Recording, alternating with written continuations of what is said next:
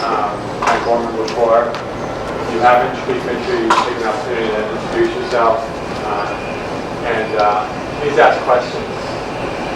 Frank and I have traveled to different dojos together, and one of the things that I notice is that a lot of people don't ask questions, and he's always really willing to answer what he has an answer for and say, I really don't know the answer if he doesn't. And yeah, it's trying to get smarter. That's what it's about, what I'm looking for. So enjoy your workout today, and we're going to have a Dawn test after class, so after training today.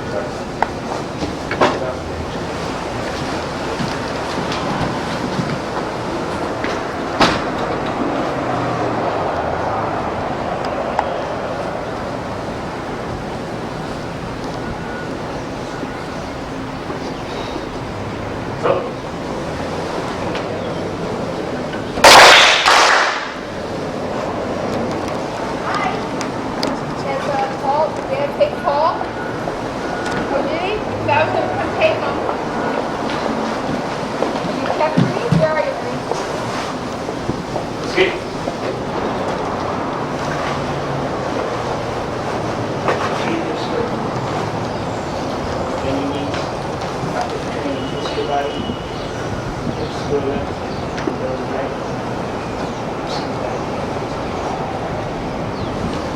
Slowly.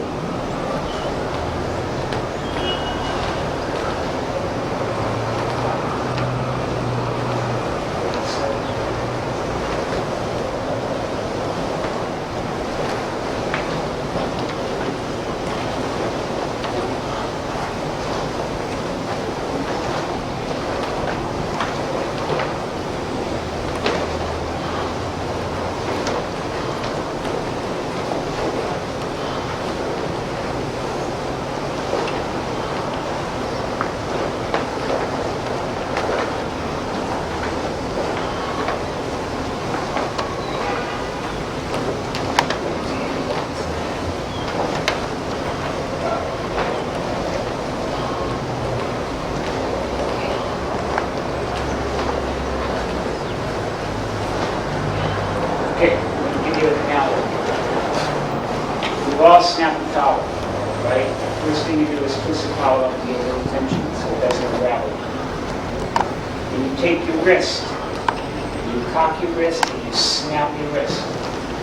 What happens to the towel? It flies up. It creates a wave. When you watch it in slow motion, you see a wave. And as the towel gets thinner, the wave condenses. So the tip of the towel, all the energy is dispersed, and you cut it. In this drill, your waist is the hand holding the towel.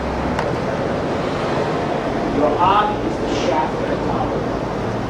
Your wrist is the tip of the towel. So if you watch it from behind, now, the towel knows nothing. The towel is just a piece of cloth.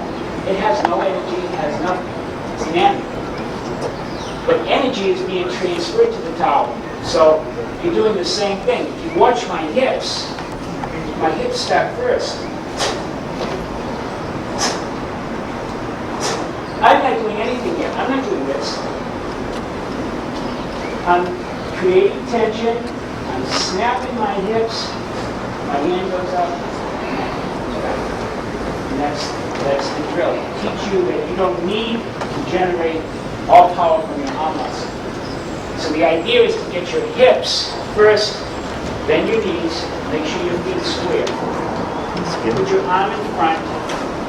Very important aspect is this wrist here. You must maintain tension in your cocked wrist. This is the only tension in your arm is this. You twist your waist to your right. This creates tension. Then you start your hips moving, the arm will go the opposite way. At the end of the strike, your wrist will snap. Then, you ever see the child's toy when you blow? You blow it. What happens when you stop blowing? What's that? So this must pop out. This is your motion. Too much arm pop. No arm pop.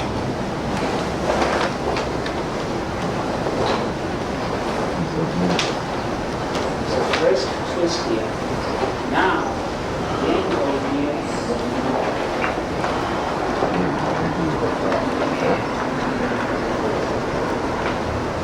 Twist. Yes.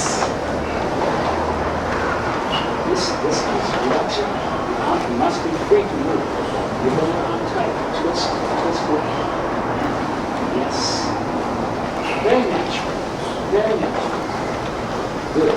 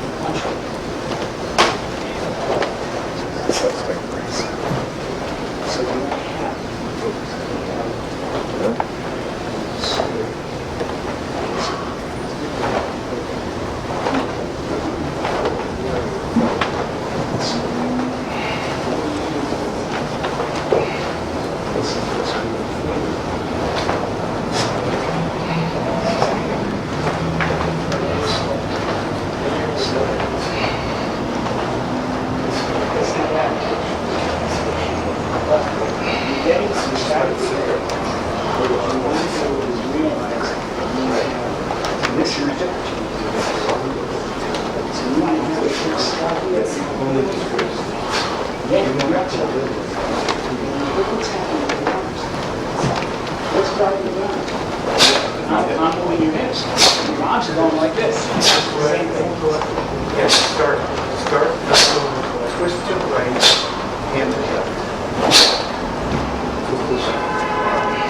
Count. Yes.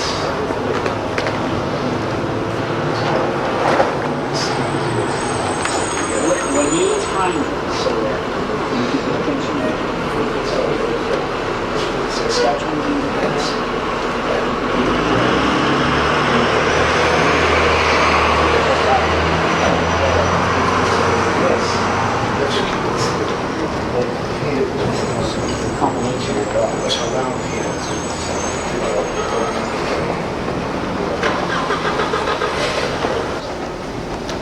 Work on this. It's a drill so that you can just understand that when you can harness that hip power and that hip energy, you can create much more power, which allows you to relax your arm more for what? Question. For what? Speed. Speed. And you still have the same weight of the arm. So the more speed you have, the more damage you have.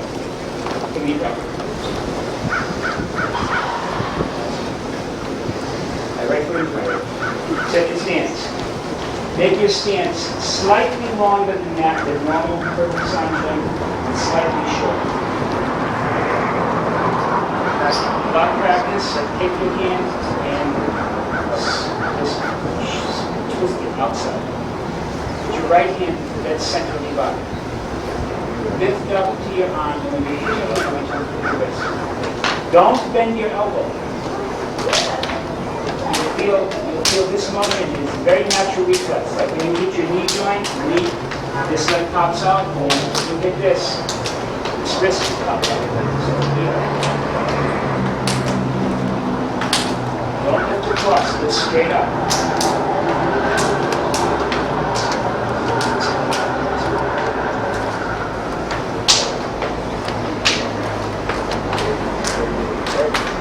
Now from here, just close to center. Lift, lift, close.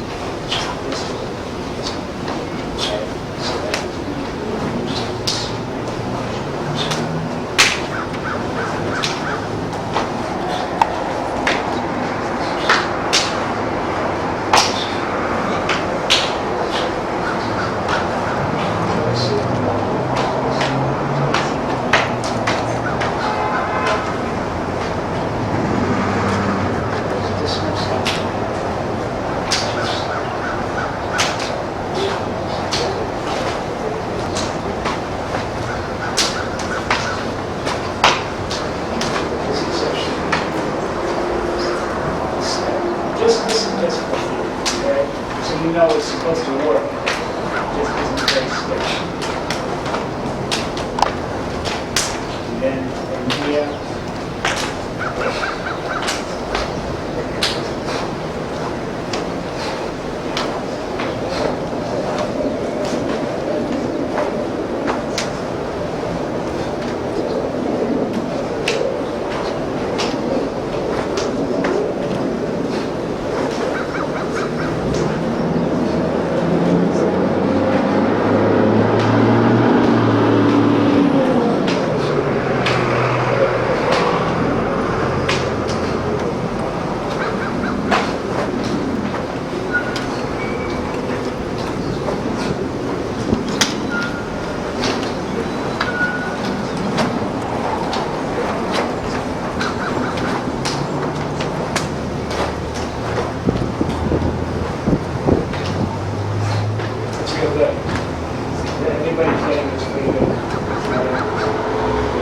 just remember, when that wrist clicks, you should be accelerating. It's like if I was throwing a baseball, I couldn't really accomplish anything doing it by the numbers. 1, 2, 3. I need the momentum of the continuation of action. So you need the momentum here to make this block. And this block is done right. It feels like a sledgehammer sitting on the inside of your arm. But it's mostly timing. But you're timing the wrist flick and the acceleration coming back to center. So it's for 30 years, I always wondered about the block. Because when I was first taught, the block is a circle. It comes across your body, lifts up and comes across your body. Well, being a mechanical engineer, I always doubted the physics of it. Because it didn't make much sense to me, because it's genetically very weak. Push sideways, no problem. Push sideways, no problem. But lift up, pull back, lots of power, and much less energy. But to an untrained eye, if you watch the motion, even done slowly, it looks like a circle, but it's not a circle. Maybe it gives the illusion of a circle, because as you lift, because the radius, you're arcing. Of course you're arcing, you come across your body. It's a pendulum swing. Then you flick and close to center, and you come in sunshine position. And when Mr. Nakamatsu explained the block this way to me, then kinetic makes sense. Because not only is it stronger, it's also faster. It's a much quicker movement. And for variation, for sparring practice, he uses just a slight variation. We use the block just like this. So, you done this? Yeah. So, I'm sure. Very slow, very slow.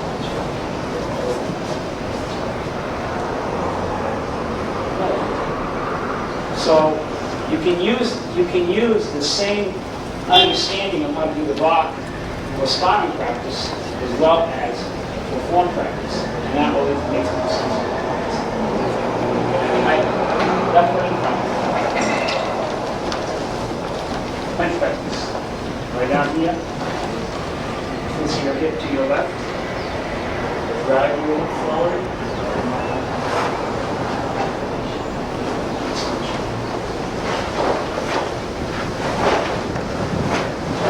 Just carry it forward.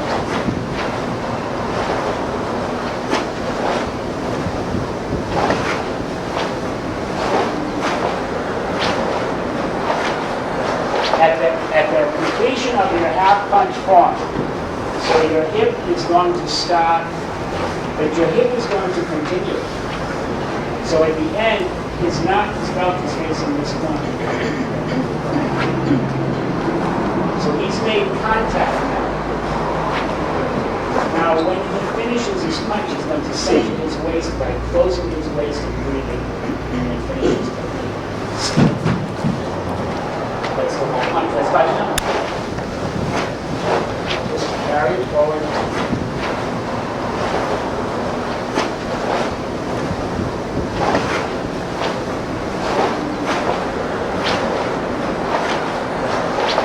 At the completion of your half punch form, so your hip is going to stop, but your hip is going to continue.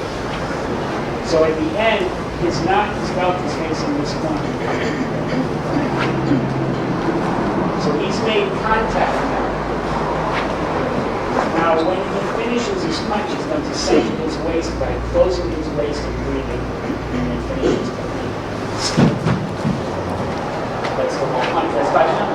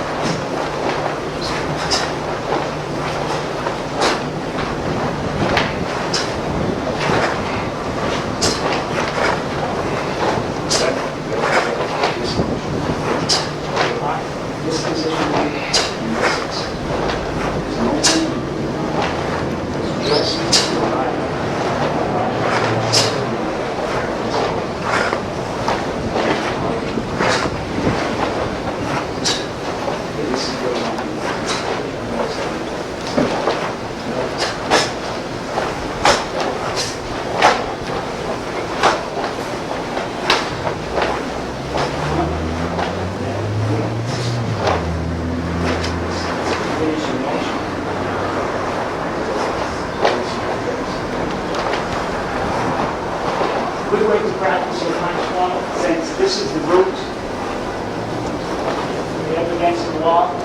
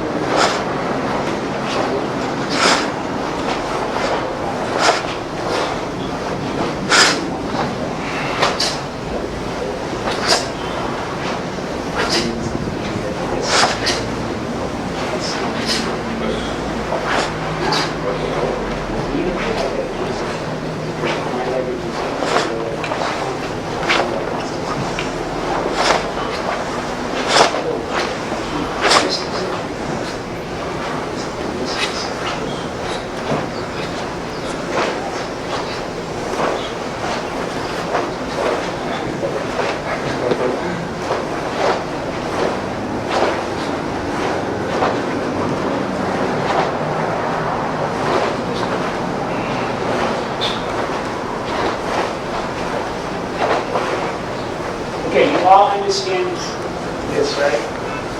And you all understand this, right? Okay. Same thing. Once when you get the correct technique, don't break it down. Because you don't want to lose this momentum. This is very strong. You don't want to lose this momentum. Momentum straight through. And one other thing that you have to exaggerate is this. At this point, okay, I should not be able to do this. I should not be able to do this. The only reason his elbow is not in front of his ribs is because his chest is in the way. But when his elbow clears his chest, that elbow should pop in. So this technique is done from the center rather than from the outside. Really important you understand that. In Sanchan, we accomplish that by making a twist. And this twist puts tension here and keeps this form a little easy to understand. understanding of this form, you really don't want to come across it in the form, so you want to just keep good tension against your side. Elbow comes to center. And just like when you play tug of war, you don't hold it out here. Where do you hold it? Right in front. That's where all your power is. So you get your body weight behind it when you do it. Same thing here. You want to get your body weight behind that punch. So when that elbow is coming in front of you. So don't get too lazy with your side. Keep good tension here. And then let your elbow lift in front. And if it's good form, you're in such a position.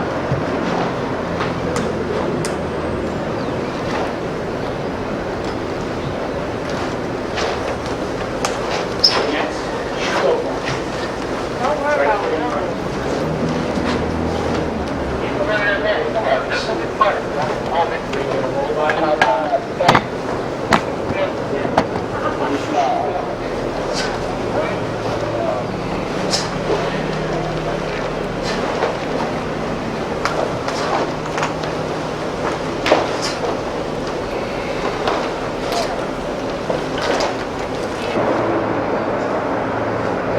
Watch the mat.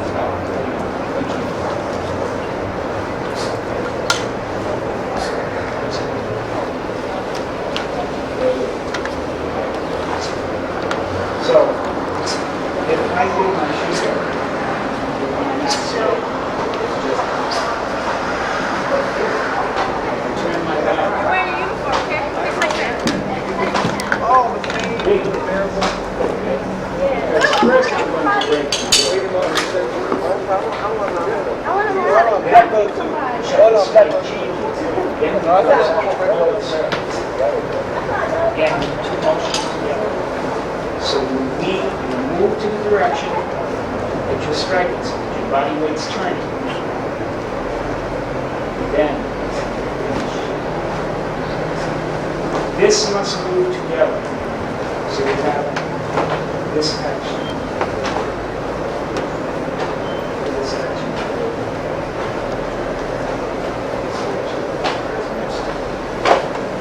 Secure your body.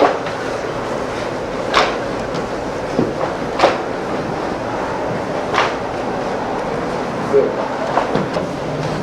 Good. After some of this is good. I think it's two-dimensional. I think it's two-dimensional. People just straight and sideways, and then straight. So I think you're hitting two different points. Coming across your body, hitting sideways, and then turning it into a slicing hitting action. Because it's two-dimensional. But this is one-dimensional. He is straight and sideways. And then so it needs a little switch.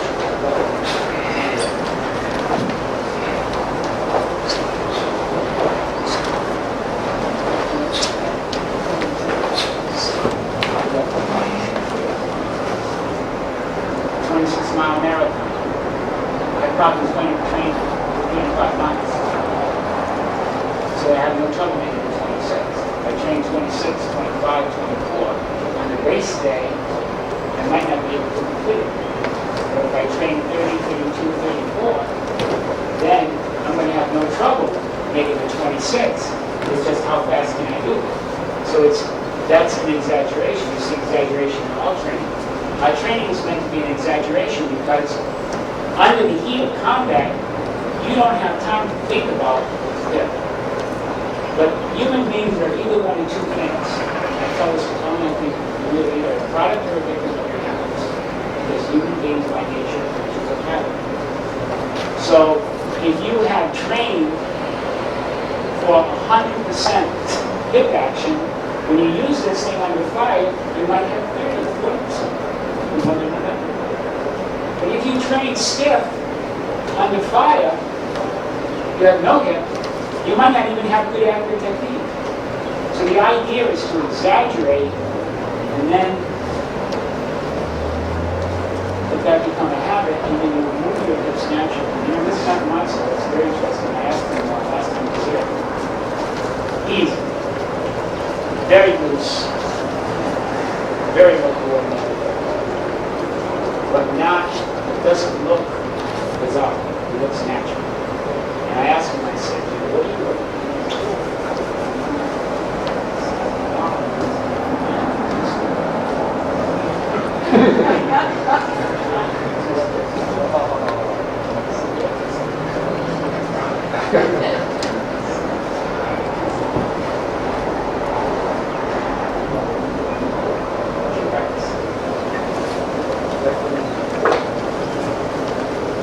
First motion, don't you give me your wheel up, so you're up. Thank you.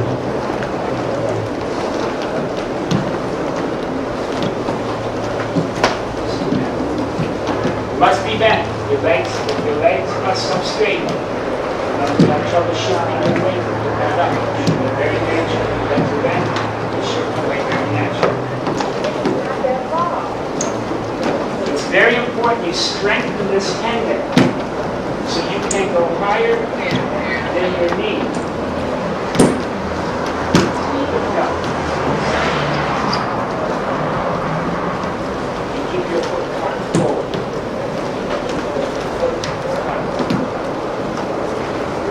So the first progression of the front kick is first progression of the knees back. Then heel comes up. And from here, just like you're going to knee him in the chest, kick the knee up.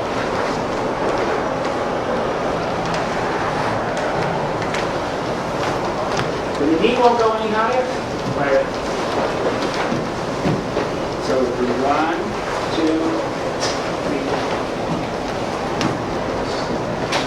3. Sensei, Like are you rotating the knee up or are you rotating the knee up and forward? up and forward, creating tension all through here. So this position, we used to practice it sometimes like this. Hold on, pull this up. Feel what it's like to have your leg full of tension. Jeff was telling me a story. He said that Jeff Krause, when he first time was having kids, he used to make them out, so he found it very awkward. But after a while, he felt it very natural. He entered the tournament just before he left Okinawa. He won the tournament. They said during the match, he kicked this guy in the chest, and the judge said no power, no point. Just as the judge went no power, no point, the guy fell down. Had 3 broken ribs. 3 broken ribs. He said it just, the thing just kind of gets away from you. And you can create this tension here, here.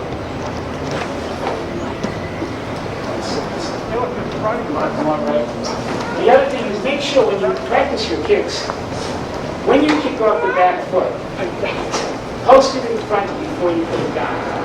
Don't make it come back with it. Post it in front. To guarantee that your hip has moved to the position so that your hip is forward. Knees must be banged.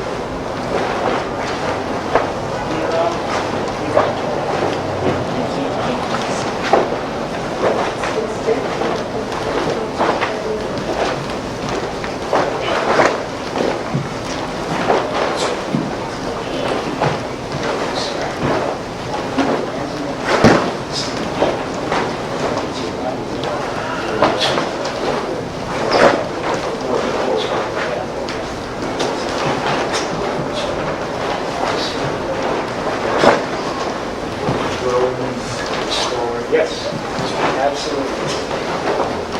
Very important.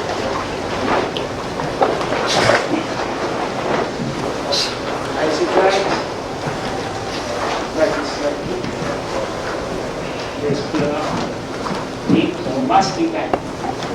You must get down here. Now, when you kick, you can stand up. As a matter of fact, it's the most desirable to stand up. What you're getting is lift. So you're trying to lift them up before they can lift.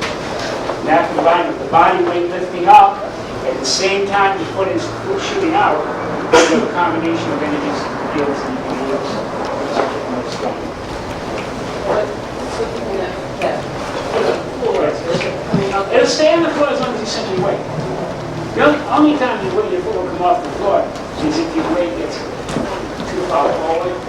If the weight stays centered over this floating leg, it may move. Go down.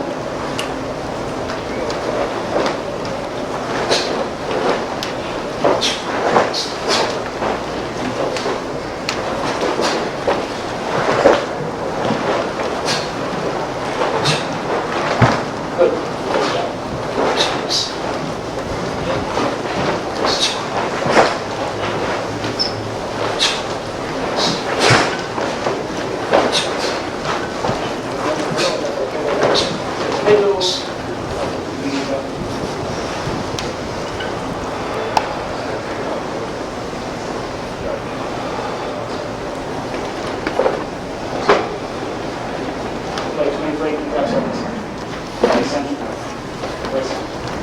Escape. Yes, sir. Good. First, roll your shoulders back and down. And then your hip. Take your foot point to the top. Take as much angle out of this forearm as you possibly can. Step right. Push your heels down and try to twist your navel so it points to the ceiling. Just out straight. Squeeze tight.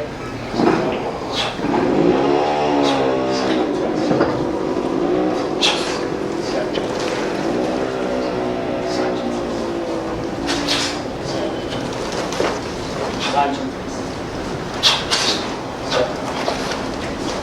Lunge. Hey. Hey. Hey. Hey. Hey. Hey. Hey. Hey. Good age. Knee. Okay. That's the mind. Be careful of your lock form. Hey. Hey.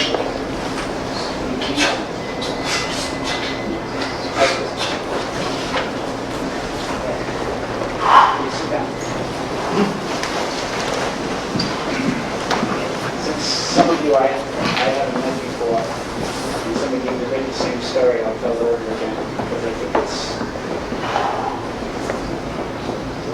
important that we repeat the information. A few years ago, I was given a translation from Mr. Wage's book on the 5 purposes of Sanchen training.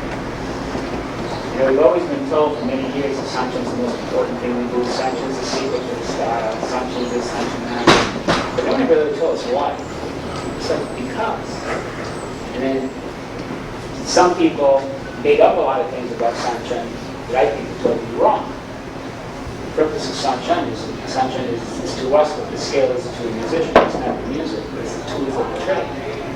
And there's 5 purposes for Sanchen training. First purpose is to build a strong physique. Everyone knows what that means. It means to build a hard, strong body. But how you build your body strong is different than just having a hard body. A few years ago, when I was teaching at Williams College, I had to teach a class, and because there's some dance thing going on, they told me I had to use a wrestling room. And they sent me to the wrestling area with the class. And at a time, wrestling. So I'm teaching the class. I had recently come back from working out, so I was in pretty good shape training after that. And I was leading the Sanchen and had the class turn, set my stance, and then I jumped out to see what my foot was like in the wrestling room. Surprisingly, it was the ball and heel of my foot were this deep into the mat. Where my heels were, the mat was stretched with little puckers, where the mat was actually being stretched. One by one, I went to every student who was in that class, and some of them had trained with me for many years. As a matter of fact, a lot of them were rugby players. And you came along, and you checked their bodies, they were that hard. One by one, I had them jump out of their feet. Some of these guys were 250, 220 pounds. No heel impression at all. Perfectly smooth. Ball and foot this thing. My ball and my heel were this thing. So I realized right then and there that it's not just making a hard body, it's how you make your body tight. So building a strong physique is just to stand there and go like this, got to give yourself hemorrhoids. You must use your stance. And, for example, talking about the calluses. Good size one right there. There is It's right on the side. on the side of my heel. How can I have a callus on the side of my heel? By the way, I come this to see every month. It's a monster. Okay? Because watch what happens when I twist my back heel. It rolls under. Okay? So by rolling that under, what's happening is that friction. So you should all check. If you don't have a callus here,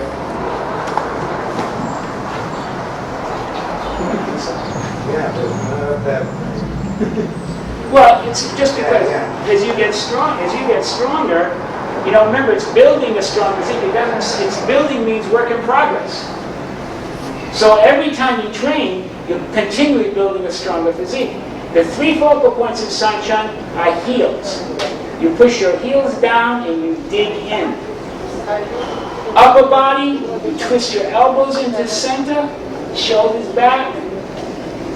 Third is your tongue. You push your tongue up against the top of your palate as tight as you can. That tightens your stomach. Those three things have to happen all at the same time. That's the strength aspect. So, I met a guy in Okinawa a few years ago by the name of George Chapman. And he was a very interesting fellow. He worked for the British government. He said he was in British information, but I think he was in British intelligence. But he was in Okinawa training with us. And he was training with me in this Nakamatsu school. And his job was working for the British government in Hong Kong, translating Chinese literature.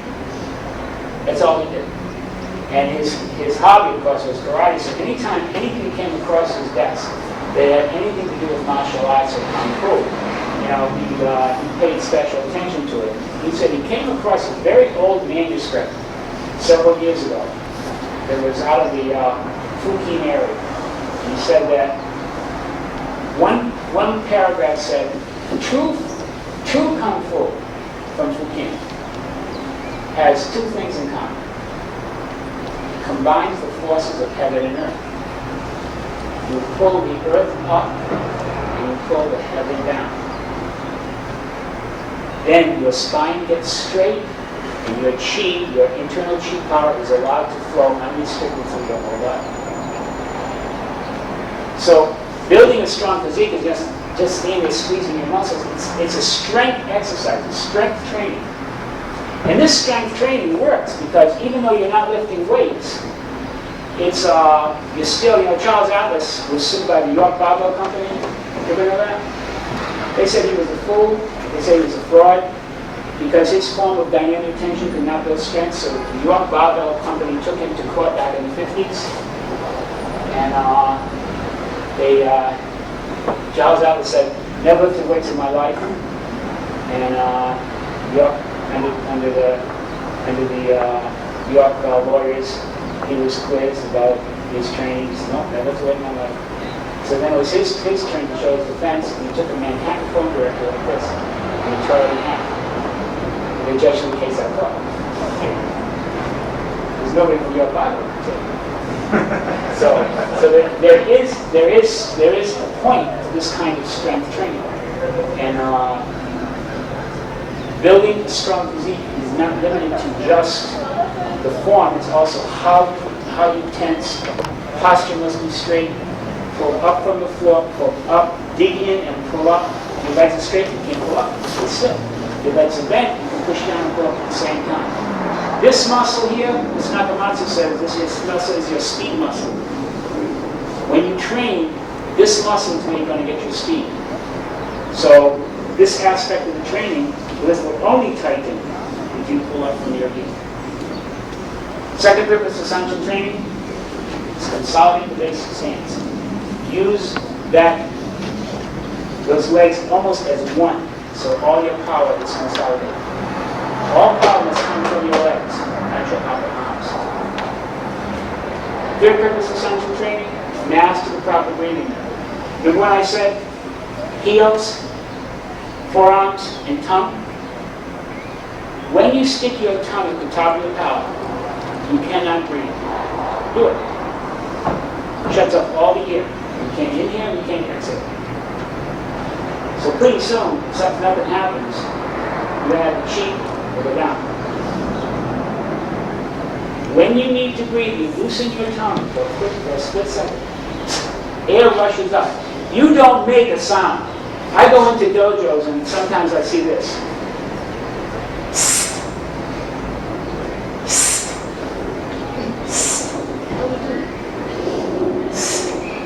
That's not breathing. Let's make an S sound. Okay? This is breathing.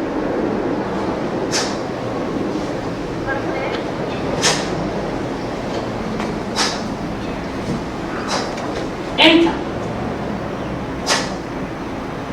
As soon as you exhale, as soon as you loosen your tongue, air will rush up. Immediately after, air will rush up. How much air? The beauty of keeping your breath together, your inhale and your exhale, is you will always exchange the correct amount of air. If you break your breathing rhythm like this, your body has no way of regulating. You want to see perfect breathing? Watch somebody sleeping.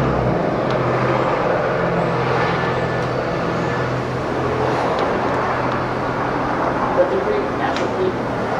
So behind the subconscious, so you exhale, loosen your tongue, air will rush out, immediately inhale, the same amount of air will rush in, put the tongue back up there, get the stomach tight, and go back and continue your sunshine. Very, very cool. Fourth aspect of sunshine. Train the penetrating eye. Parentheses. Acute insight. I had a lot of fun with this one because when I came back from Okinawa one time, my dad with my black lab, Shayna, and then was amazed by the mailman.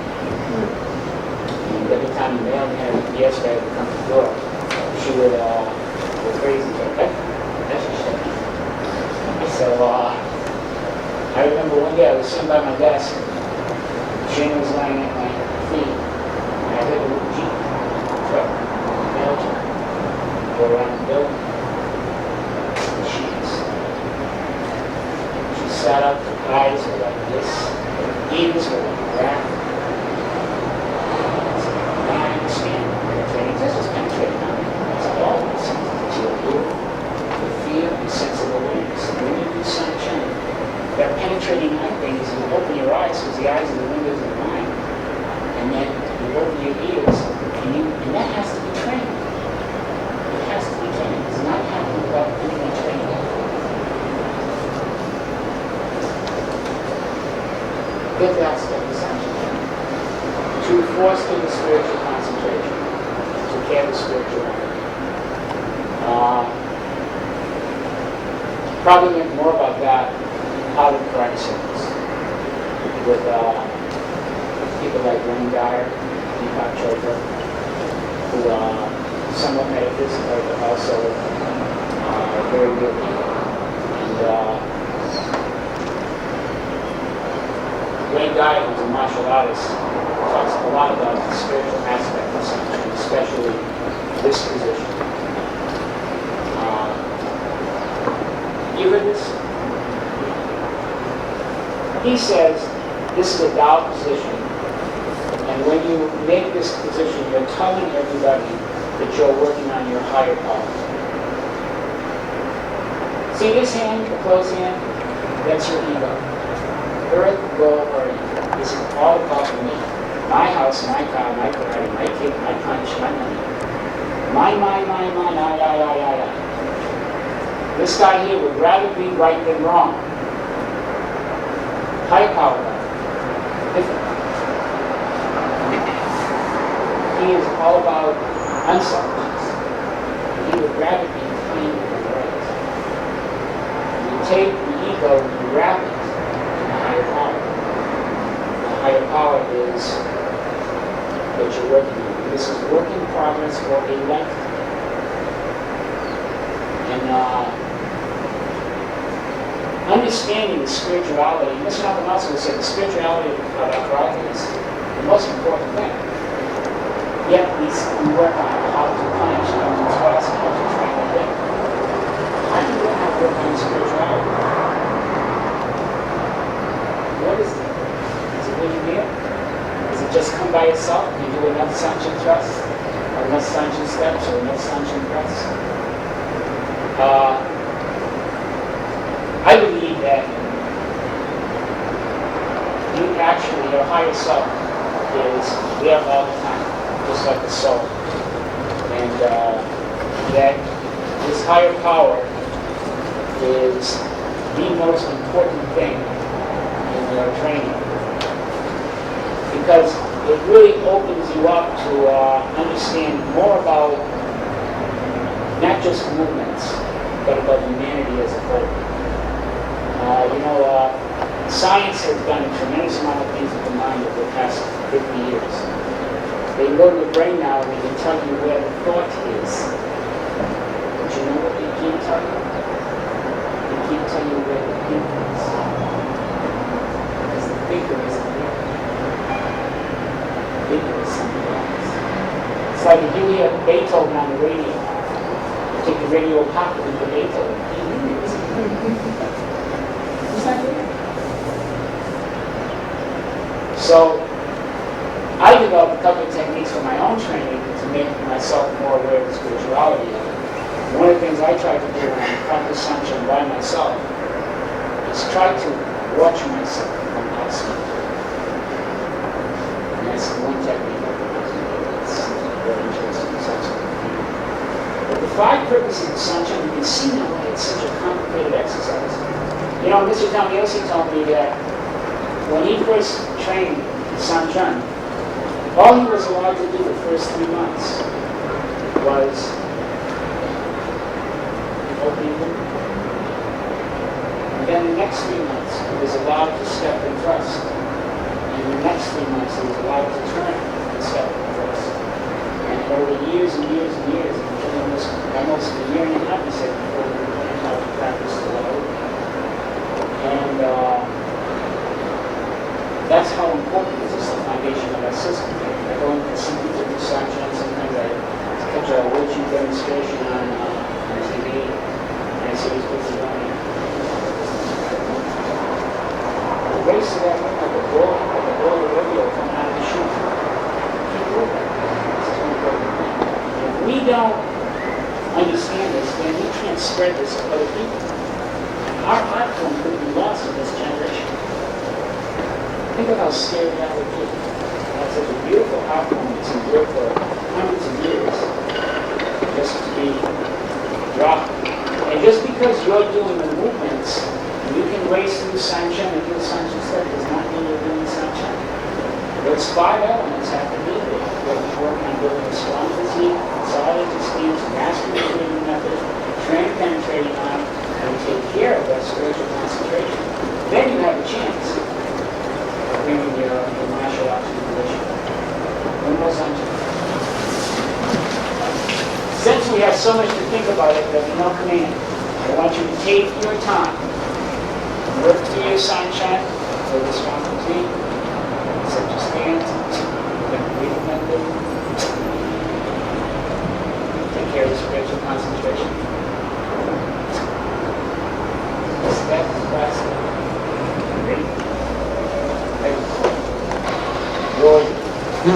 Sunshine press. Anything you want. I mean. Try to think what you're trying to do. Continue on your mind.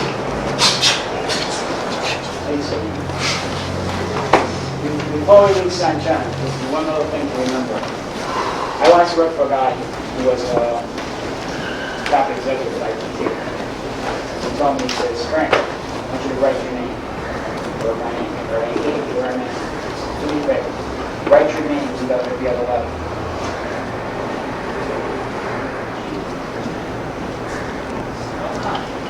I just kind of have to work through the classes long.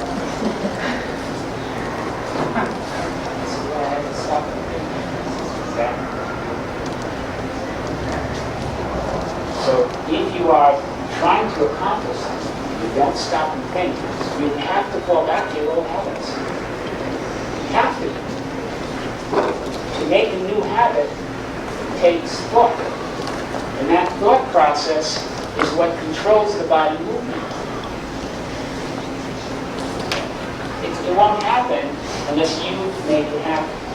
You won't change your habit, you won't improve unless you stop and think about what you're trying to do. That's the most important thing. Because two people together in a seminar with Mr. Nakamatsu, he I was doing Kuchiwa. So he said, all right, you're a Kuchiwa. So we all do Kuchiwa. About 100 people at 100 different speeds, everybody finished different times. He says, look, everybody move together. So, again. Everybody's different. Again.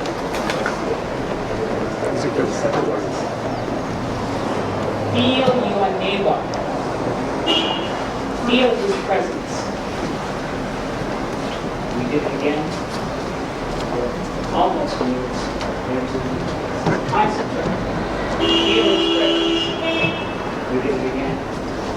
Everybody, right? In between together. Because that's what we're working with. And you could almost see the whole attitude change. You feel the presence, and what was happening is you just were so aware of the movement around you that there was no trouble paying attention and keeping up. That I didn't think about it then, but I bet if you look at everybody's other things.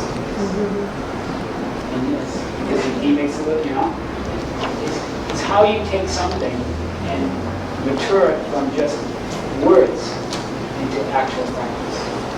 Like kanchiwa. Let's get it. Yori kane. Very slowly.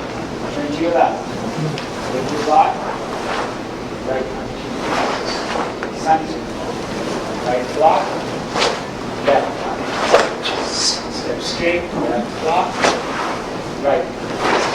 Step into right. Right block. Sit down. So.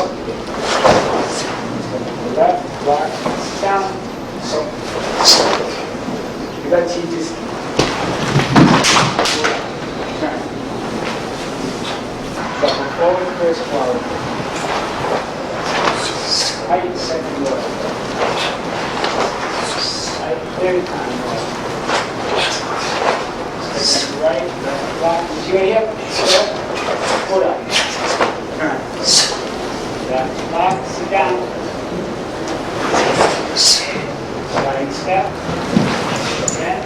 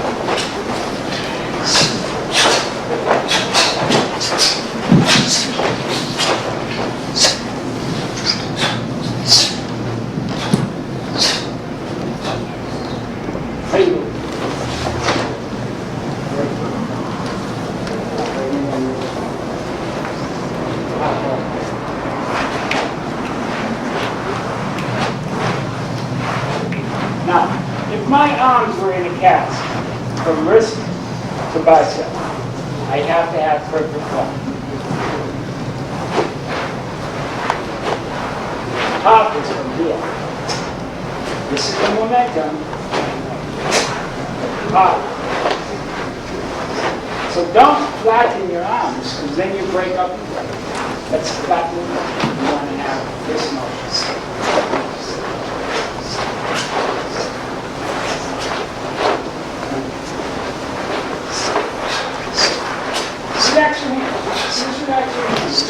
This is how natural this feels.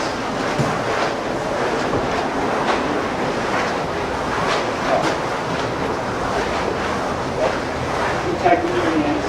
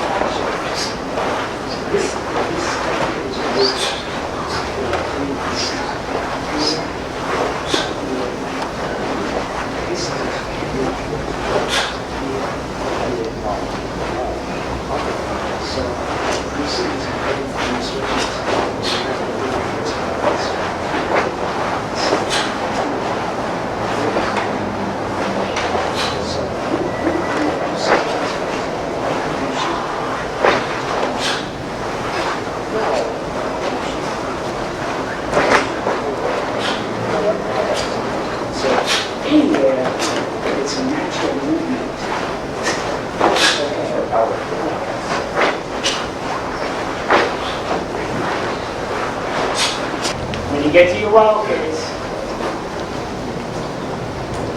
write your name in every other letter. Okay.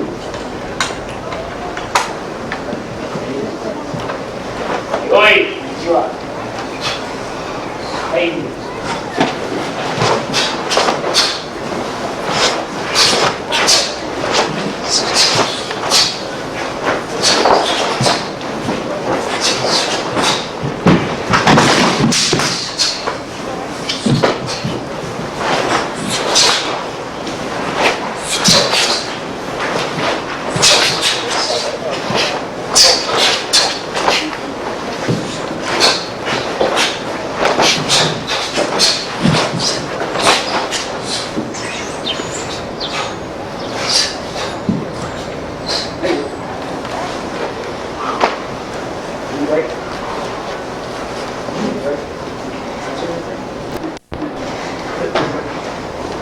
Oh, that name is not working.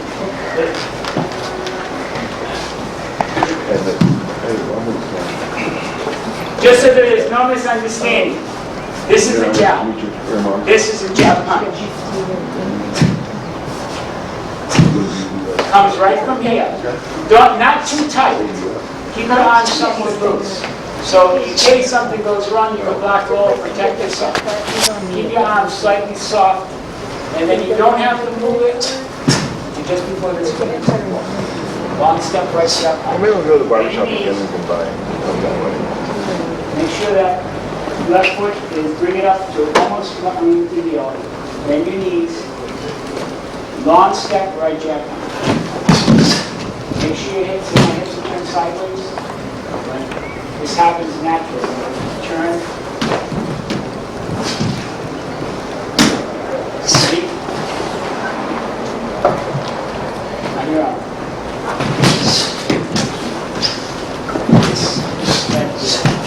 All your power is from this. So this push out. That's what I call it. So don't just bend the knee, roll the spring.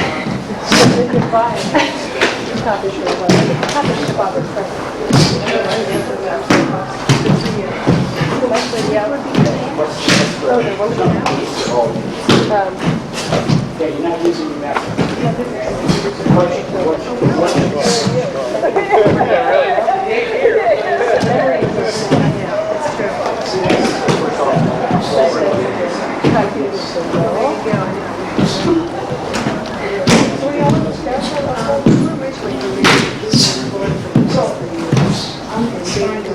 When I decided to go,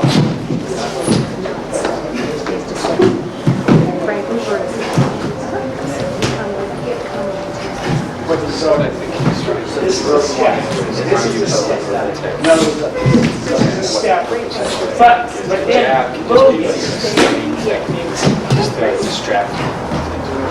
This is one, actually keep Charlie has a question here. My spot? I'll do this No, now. no, this is a good question. Best friend. It seems like, Are you sure?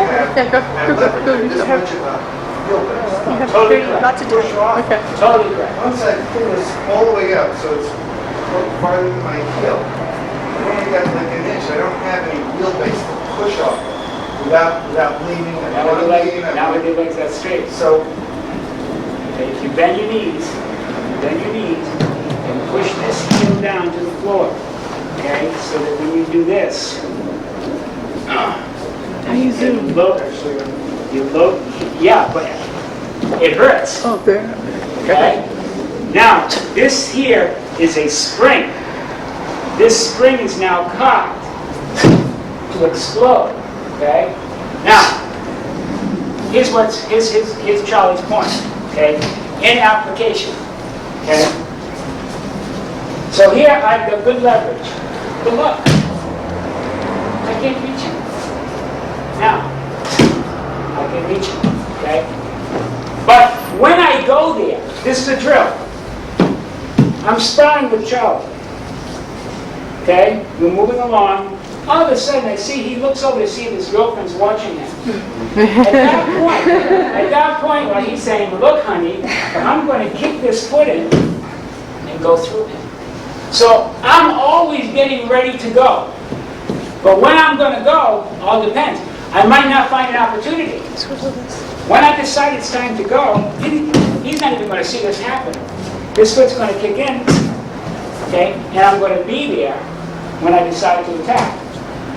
It might be when he changes feet, when I detect his concentration's low. That if I attack him, when he's waiting for me to come in, I'm probably going to wear something, punch or a kick. So we're both looking for an opportunity to attack. So when I decide to go, I'm going to kick this foot in, load the spring, and explode him with a combination. Jab punch, reverse punch, right here. But this here has to be part of it. You have to know what this feels like. The hardest thing to do is to find this moving backwards. And we have to do that too. So when you move back, most people when you move back, you're back like this. Now there's no way to go forward.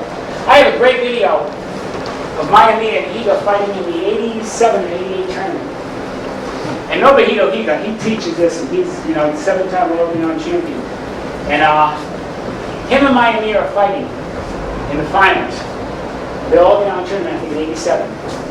They have the staging area they set up, which is like painter staging with plants. They cover it with canvas and tie it down. And I mean, it rattles like heck, and it's very slippery, especially when it's wet. Well, Miami and Higa are sparring. Miami goes to throw a roundhouse kick and loses his balance. Before his hand hit the ground, Miami falling backwards. Higa had his fist in his face. I mean, you're talking about split milliseconds. His body, even though he's moving back, his body is always cocked to move forward. As soon as he saw Miami fall, it was his second nature. He came right in and caught him and won the tournament. That technique. Most people would be, oh, he's falling. By that time, it was over.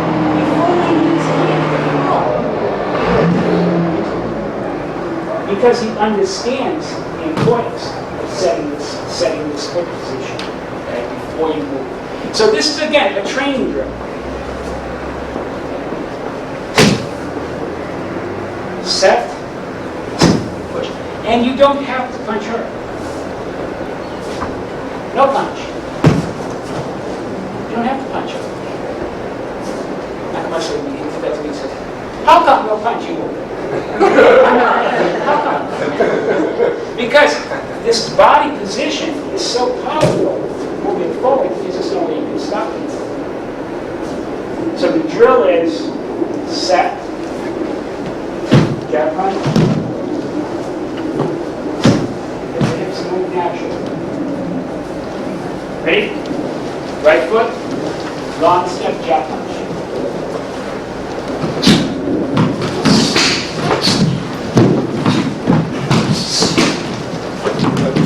Right little shot. So make sure now, hit it forward. So you all understand jab punch, right? Okay. Left foot in front. Right hip. Step up. It's a stick. Right hand back. Now, start your right hip moving to the left. So you just have to feel the tension build. All forward and right to the left. Close back. Right numbers. 1, 2, 1.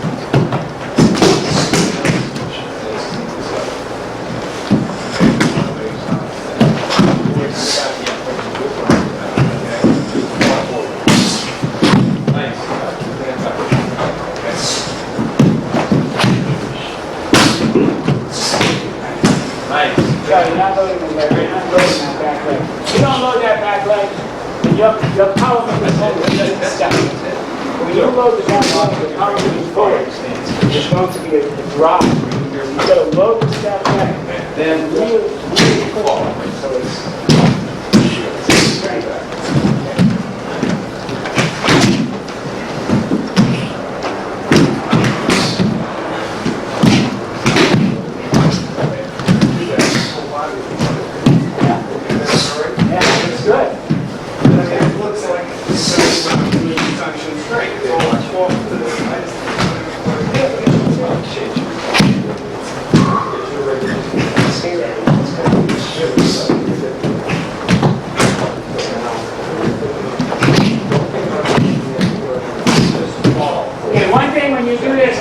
Exaggerate is this. This is just for practice. One step right there. Okay? No good. Okay? He hit me, but I'm going to break his mouth. Final position. Chin straight.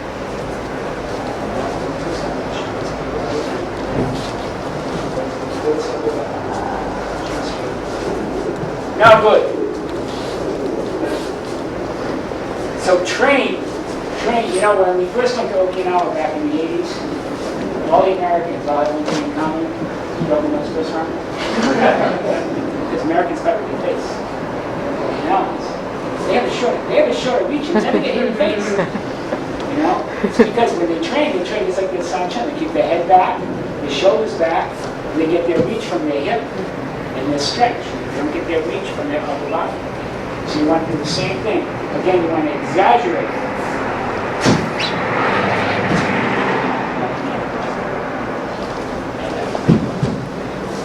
Right, ready? Long step. Right reverse, your left reverse punch. First step, you got to bend those knees. And train that back leg to spring and explode. That's a good position. Now you can explode. Yes.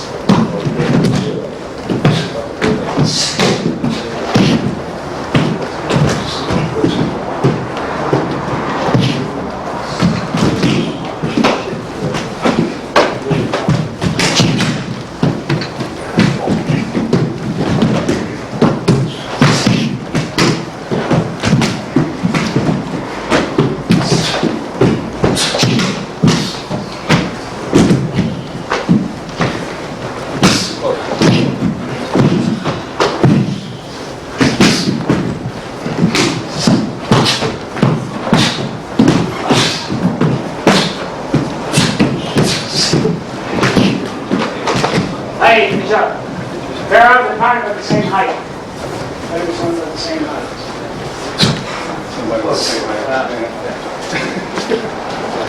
Line up on Charlie here. Just 2 lines down. Talk to me about the sparring that you can work on, okay?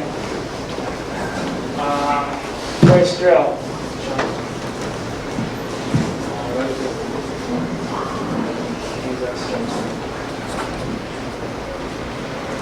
Set yourself up about 5 feet. Set the foot. Jab, punch, and block. Set up. Jab, punch, and block. Set. Don't watch my hands, watch my feet.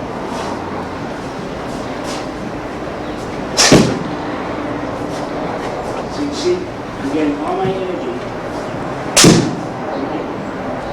Don't do it together. Set. Jab punch.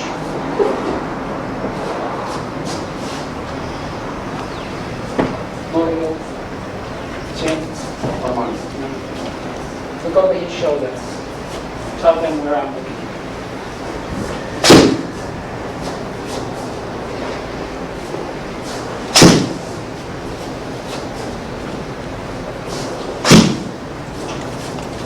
You don't have to see his hand. Keep this straight ahead. Okay? Train that too. Straight ahead. Jab punch. 10 times right, 10 times left, and switch sides.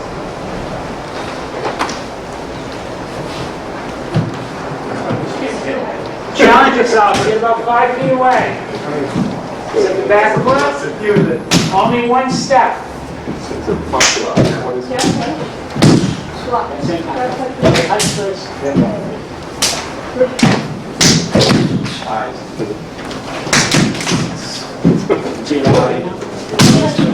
David Disco?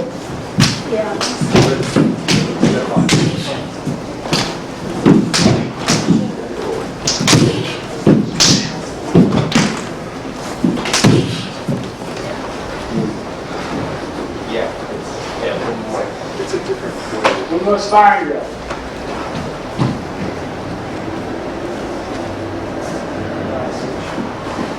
Long step. Right knee first punch. This is the block. This is the block.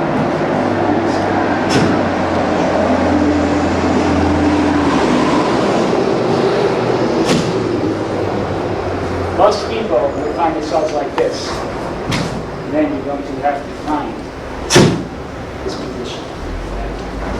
But I've been doing this a little while. It takes a long time. And the hardest things I ever had to learn was moving back and finding this position.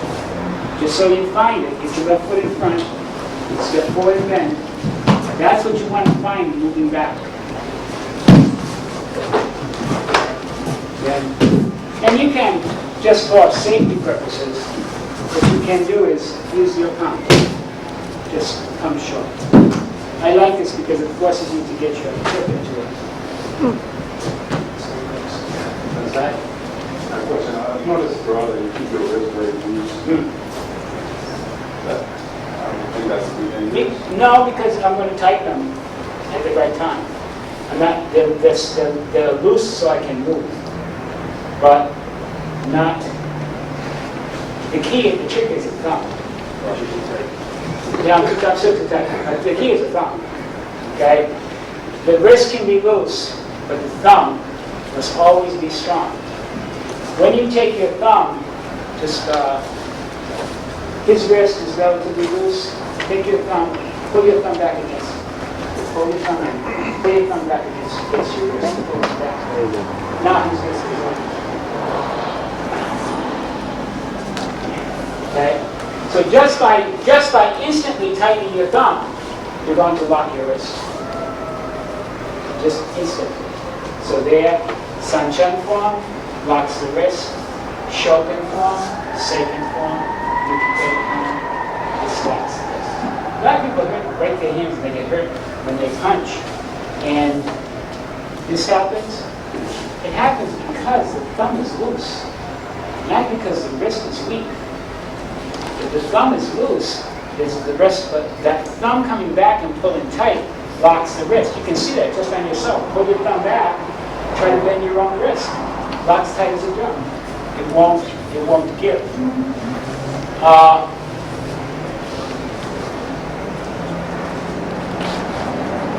all blocking the electric sucker. All secondaries, all our blocks are secondaries. So you don't need a lot of energy using the blocks, because our blocks are not really power blocks. They're more conducting blocks. The only time that your block really should fail is if you're not home for the year. If your hand is anywhere in the area blocking, you should just slightly move it. Barrel the timer. Both sides will be level. Set the stance. Long punch to the head.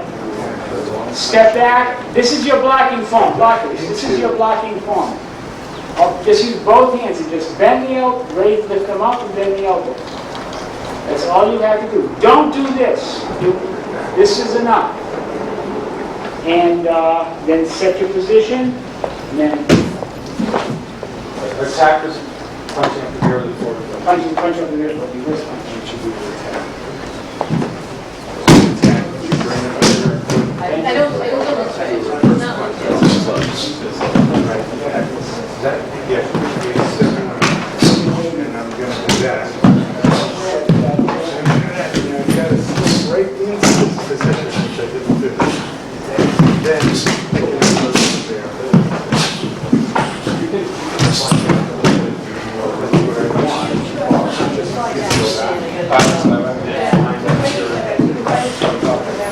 If you mistime the distance,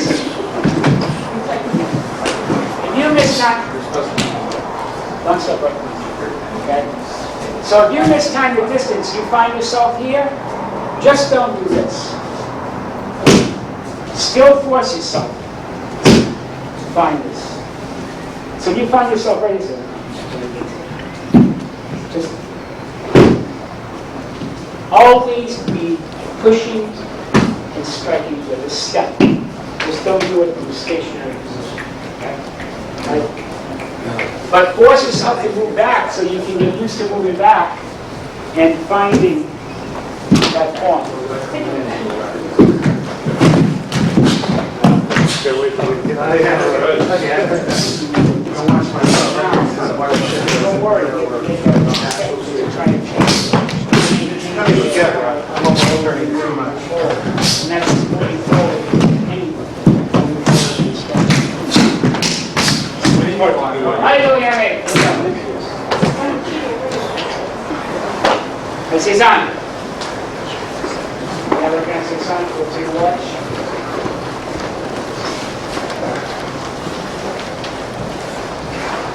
This is on. Let's see. This is the key.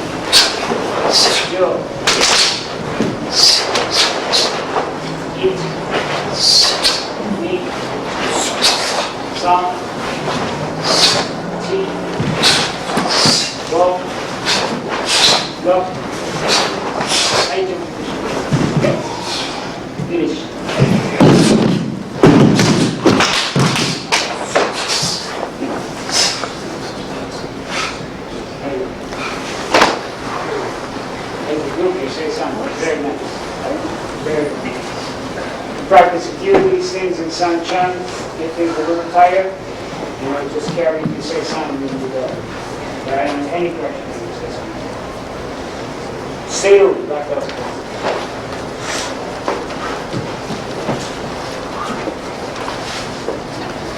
That's it.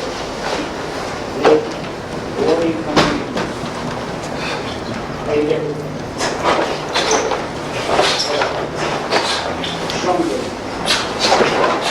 Hands. As they walk in, right?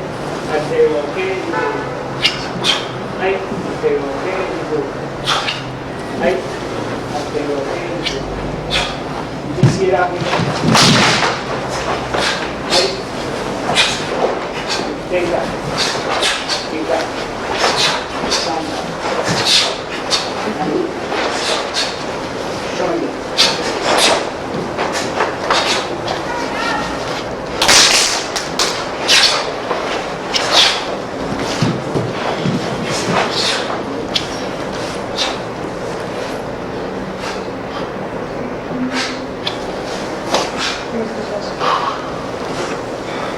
Once. Good.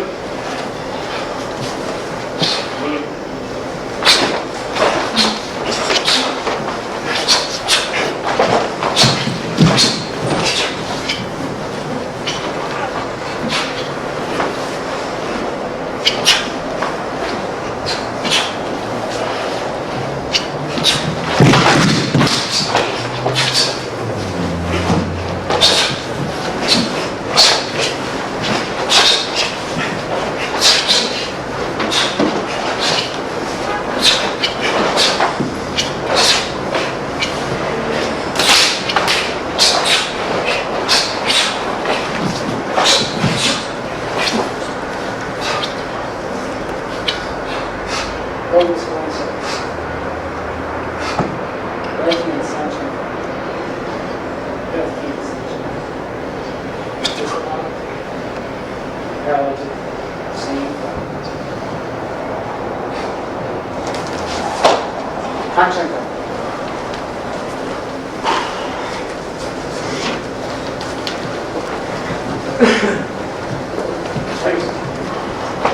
Good. Slow down.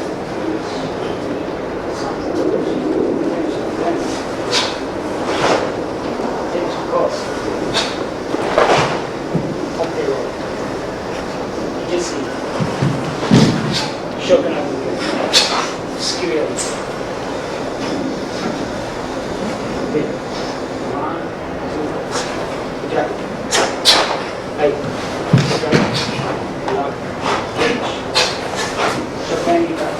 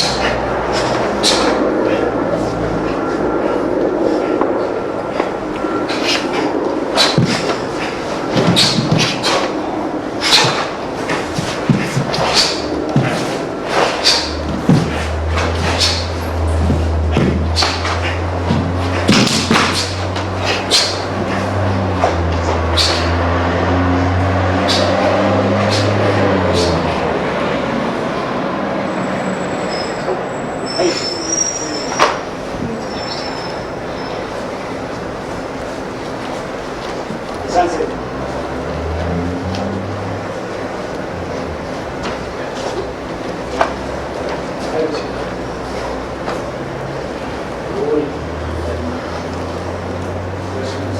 Be right back. Small left. Step your shoulder. Rock you just. Rock push. Rock move. Strong and big. Your hands. Drop your feet. Skinny everything. Strike right. Block. Catch. Throw. Shook anytime. Nika. Sometime. Catch.